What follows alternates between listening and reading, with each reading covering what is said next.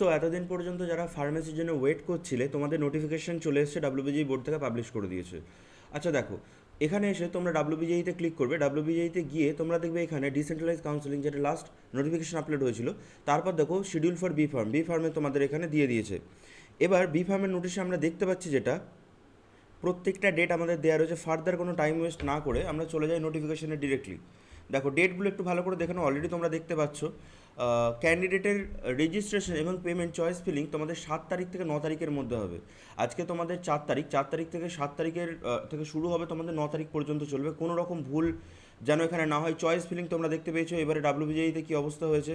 তো যত বেশি সংখ্যক চয়েস পারবে রাখবে। অনেকে কী করেছিল, যাদের 2000 মতো র্যাঙ্ক ছিল তারা ভেবেছিল কল্যাণী পর্যন্ত চলে আসবে, তো কল্যাণী বা জলপাইগুড়ি ভালো ভালো ডিপার্টমেন্ট দিয়ে তারপর আর দেয়নি, কারণ ভেবেছিল তার মধ্যে তো প্রত্যেক বছর চলে আসে। বাট এই বছর পুরো সিচুয়েশন আলাদা হয়েছিল, সেটা যেন ফার্মেসির ক্ষেত্রে তোমাদের না হয়, যারা ফার্মেসি নিয়ে পড়তে চাও। তোমরা চাইলে কমেন্টে জানাবে, আমি তোমাদেরকে পুরো লিস্ট দিয়ে দেবো ফার্মেসি কলেজের কীভাবে কোনটা সাজাতে হবে আগে পরে, কোন কলেজটা বেটার, কোন কলেজের রেপুটেশন ভালো। গভর্নমেন্ট তো দুটোই রয়েছে, প্রাইভেট কলেজগুলোরও আমি রেপুটেশন অনুযায়ী সাজিয়ে দেবো, যদি চাও কমেন্টে জানাবে। Candidate may modify and lock their choices by 9 তারিখ, তার বেশি আর হবে না। 2 দিন মাত্র তোমরা টাইম পাবে, টেকনিক্যালি 3 দিন টাইম পাবে। সেই 7, 8, 9 3 দিনের মধ্যে তোমাদের চয়েস ফিলিং করে সেই চয়েসটাকে লক করতে হবে। এবার কীভাবে করে না করে কাউন্সিলিংয়ের ডেট 7 তারিখ এলেই আমি এখানে ভিডিওটা আপলোড করে দেবো। ফার্স্ট রাউন্ড অ্যালটমেন্ট দেবে তোমাদের 11 তারিখ, অর্থাৎ 11 তারিখে তোমাদের প্রথম লিস্ট আসবে যে কী হচ্ছে না হচ্ছে। 11 থেকে 13 তারিখের মধ্যেই তোমাদের ভর্তি হতে হবে। অর্থাৎ দেখো বেশি টাইম কিন্তু আর ওয়েস্ট করছে না ডাব্লিউবিজিই বোর্ড, তোমাদের সাথে সাথে দিয়ে দিচ্ছে যে কবে কী হবে না হবে।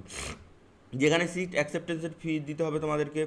যদি আপগ্রেডেশন চাও তাহলে ইয়েস আপগ্রেডেশন, যদি না তাহলে নো আপগ্রেডেশন করে প্রথম চয়েসটাকেই অ্যাডমিশন ফুল টাকা দিয়ে অ্যাডমিশন নিয়ে নিতে হবে। আর না হলে সিট অ্যাকসেপ্টেন্স ফি দিয়ে তোমাদেরকে ইয়েস আপগ্রেডেশন দিতে হবে। ইয়েস আপগ্রেডেশন দিয়ে তোমাদের আবার নেক্সট রাউন্ডের জন্য ওয়েট করতে হবে। এবার নেক্সট রাউন্ড কবে আসবে?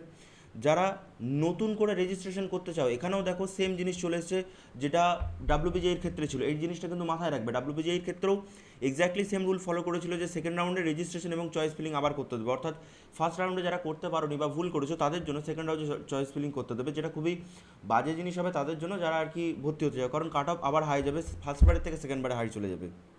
কারণ আরও অনেক স্টুডেন্ট হয়তো এখানে আসবে, যদিও ফার্মেসির ক্ষেত্রে অতটা ক্যাওস থাকে না, বাট তাও প্রথমবারেই একবারে ঠিক ফিলিং করবে, না হলে কিন্তু মুশকিলে পড়ে যাবে। ঠিক আছে, তো সেকেন্ড রাউন্ডের চয়েস ফিলিং তোমরা করতে পারো, সেটা 14 তারিখ থেকে 16 তারিখের মধ্যে হবে। বেসিক্যালি তোমাদের এই চয়েস ফিলিংটা 14 থেকে 16 তারিখের মধ্যে।